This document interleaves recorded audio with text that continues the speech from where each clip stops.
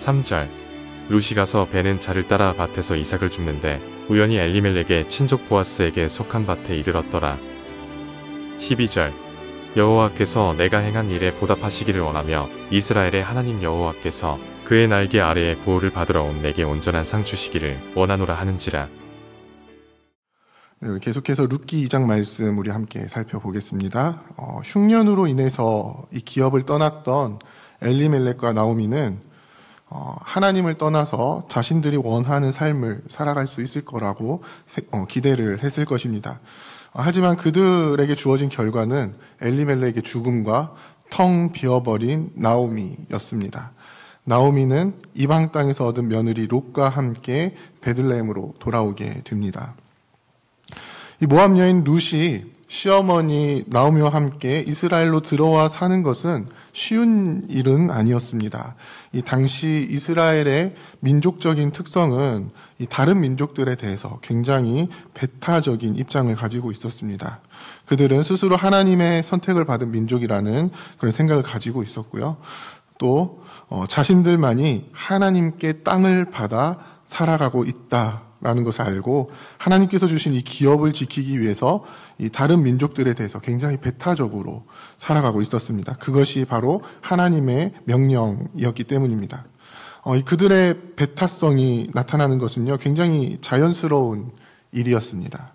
그런 이스라엘에서 이방 민족 여인으로서 그것도 시어머니와 며느리 둘이서 이렇게 살아가는 것은 사실상 거의 불가능한 일이었습니다.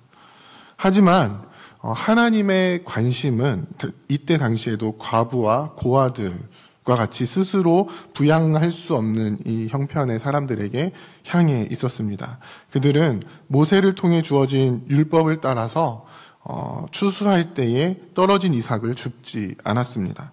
이것은 배고픈 나그네들이나 스스로 부양할 능력이 없는 이 고아와 과부들을 위해서 하나님께서 남겨놓도록 명령하신 것입니다.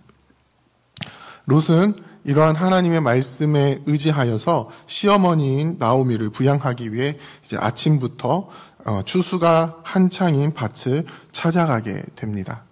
거기서 이제 롯은 그곳을 관장하는 사환에게 부탁해서 그곳에 떨어진 이삭을 주울 수 있도록 허락을 받게 됩니다. 때마침 이 베들레헴의 소문난 부자인 이 보아스가 자신의 밭을 오게 됩니다. 일꾼들 사이에서 일하고 있는 이삭을 줍고 있는 이 룻을 보게 되죠.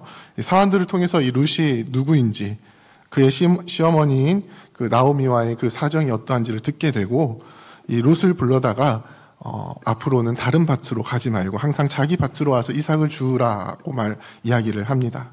아무런 지인도 없고 연고도 없는 외지에서 보아스가 베푼 은혜는 이 꽉 막혀 있었던 롯의 숨통을 트이게 합니다. 롯도 보아스가 자신에게 베푼 은혜가 얼마나 큰 은혜인지를 잘 알고 있었기 때문에 그 호의를 받아들이고 하나님께서 보아스에게 복을 내려주기를 빌고 있습니다. 고아와 과부를 돌보는 것은 하나님께서 율법을 통해서 명령하신 일입니다. 하지만 이것을 실제로 행동에 옮기는 일들은요, 매우 어렵고 힘든 일입니다. 실제로 이 룻기 뒷부분에 보면요, 보아스보다 순위가 우선인 기업 물을 자도 자신에게 손해가 날 것 같은 이 상황이 되었을 때에 나오미와 롯을 돌보는 것을 포기하게 되는 것을 볼 수 있습니다. 하나님의 관심은 사회적 약자들에게 향해 있지만 자신이 율법을 지킨다라는 구색을 맞출 정도의 그 행동을 하면서 율법을 피해가는 사람들이 부지기수였던 것입니다. 하지만 보아스는 과부들을 향한 하나님의 마음을 잘 알고 그들을 향한 하나님의 사랑을 실천하는 것을 보여주는 사람이었습니다. 이방 여인 룻이 자기 친척의 아내인 나오미에게 선대한 것을 들은 보아스는 하나님께서 그 선대를 갚아주시기를 빌면서 자신 또한 하나님의 마음을 품고 그를 돌보는데 힘썼던 것입니다. 어느 정도까지 힘을 씁니까? 자신의 곡식단에서 조금씩 뽑아서 버려 일부러 주울 것이 많게 만들기까지 자신의 식사를 나누어 주면서 롯이 준 이삭으로는 그 시어머니를 충분히 공양하고도 남을 정도가 될 때까지 나오미는 그러한 보아스의 마음을 알고 또 그를 통해서 자신을 돌보시는 하나님을 알고 그 은혜 안으로 들어가기를 힘쓰며 롯에게 뭐라고 이야기합니까? 보아스의 밭을 떠나지 말고, 그러니까 그 밭을 떠나서 다른 사람을 만나지 말고 계속 보아스의 밭에 가는 게 좋겠다라고 이야기를 하는 것입니다. 사랑하는 부평교회 성도 여러분, 여러분들은 여러분들의 삶에서 하나님의 마음을 얼마나 실천하며 살아가고 있습니까? 자기 백성을 향하신 하나님의 마음을 우리는 품고 있으십니까? 자신의 백성들을 향하신 하나님의 마음은 너무나도 분명합니다. 하나님께서는 자기 백성들과 함께 영원히 살아가기를 원하십니다. 처음에 하나님께서 사람을 지으셨을 때에도 에덴 동산에서 사람들과 함께 거닐면서 교제 나누며 살아가기를 원하셨습니다. 사람이 죄를 범하여 하나님과 더 이상 함께 할 수 없고 생명을 잃었을 때에도 하나님께서는 독생자 예수 그리스도를 이 땅에 보내주셔서 우리에게 생명을 주시고 다시 우리가 하나님과 함께 할 수 있는 방법을 마련해 주셨습니다. 이 마음은 무엇입니까? 바로 사랑입니다. 사도 요한은 그의 편지를 통해서 하나님께서 우리를 먼저 사랑하셨기 때문에 우리 또한 하나님을 사랑할 수 있다라고 이야기를 합니다. 그리고 그 사랑의 표현은 우리의 형제를 사랑하는 것으로 나타난다라고 말씀하고 있습니다. 하나님께서 제도적으로 만들어 놓은 그 사랑의 표현을 적극적으로 지키며 하나님의 마음을 표현한 보아스와 같이 주위에 있는 형제들을 향해서 사랑을 베풀며 하나님의 마음을 표현해야 하는 의무가 우리 그리스도인들에게는 있는 것입니다. 우리의 밭에 들어온 하나님의 백성, 우리의 지체들에게 우리는 어떻게 해야 합니까? 아버지의 마음을, 아버지의 사랑을 품고 그들에게 그 사랑이 흘러 들어가도록 해야 하는 것입니다. 그들에게 아버지의 마음이 드러나도록 기꺼이 그들의 필요를 채워주며 함께 해야 하는 것입니다. 하나님께서 자기 백성을 어떻게 돌보십니까?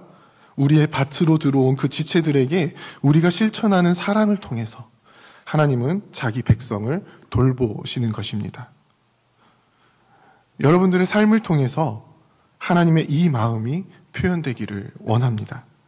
우리를 먼저 사랑하신 하나님의 사랑이 우리의 삶 속에서 우리의 이웃들을 향한 사랑으로 표현되기를 원합니다. 작은 부분에서부터 형제를 사랑하는 일들을 통해 정말 하나님을 사랑한다는 그 마음을 나타내기를 원합니다. 그래서 우리가 살아가는 그 삶의 현장에서 우리의 영향력 안으로 들어온, 우리의 밭에 들어온 그 지체들을 향한 사랑을 실천할 수 있는 우리가 되기를 원합니다. 또한 혹시 나오미와 같이 텅 비어버린 괴로움을 당하고 있는 분이 있으십니까? 아버지께서 우리를 돌보시기 위해 보내주신 지체들의 밭으로 기꺼이 들어오십시오. 옆에 지체들을 통해서 우리를 돌보시는 아버지의 사랑을 경험하시길 바랍니다. 그리고 회복되시길 바랍니다. 그래서 아버지의 사랑이 흘러 들어가게 되는, 그리고 그 사랑을 다시 흘려보낼 수 있는 통로가 되시기를 바랍니다. 이러한 사랑의 통로, 또 사랑의 실천의 장이 되어서 우리 재건 부평교회를 통하여서 아버지께서 자기 백성을 돌보신다라고 하는 그 너무너무 좋은 소문이 들려지게 되는, 우리 재건 부평교회 이 밭 안으로 들어온 모든 지체들이 아버지의 사랑을 경험하게 되고 회복을 경험하게 되고 아버지의 돌보심을 경험하게 되는 그 놀라운 역사가 일어나게 되기를, 그러한 저와 여러분들이 되기를 주님의 이름으로 부탁드립니다. 함께 기도하겠습니다. 이제 오늘 받은 말씀으로 함께 기도하겠습니다. 우리의 지경 안으로 들어오는 지체들에게 기꺼이 나의 것을 내어주며 사랑을 실천하고 그것을 통해 자기 백성을 돌보시는 하나님의 은혜의 통로가 되는 우리가 되게 하옵소서. 혹시 우리 안에 비어져서 괴로움을 당하고 있다면 하나님의 은혜를 구하며 은혜의 통로의 역할을 할 교회 안에서 온전한 회복을 경험할 수 있도록 우리를 이끌어 주옵소서.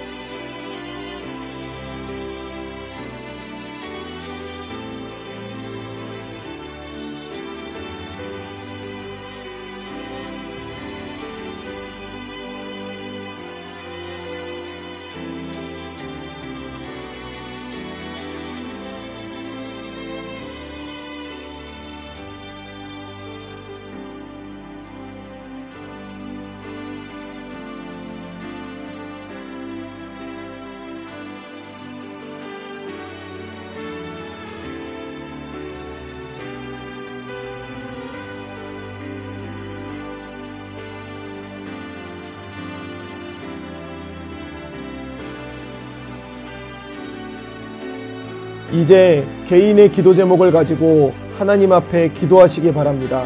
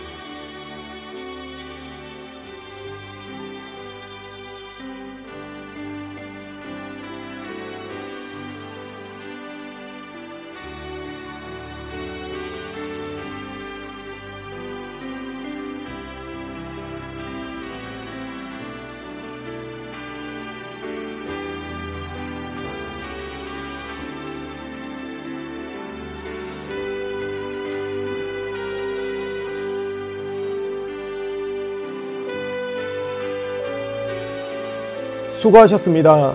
오늘도 하나님의 인도하심 가운데 승리의 하루를 보내시는 우리 재건부평교회 모든 성도님들이 되시기를 주님의 이름으로 축복합니다.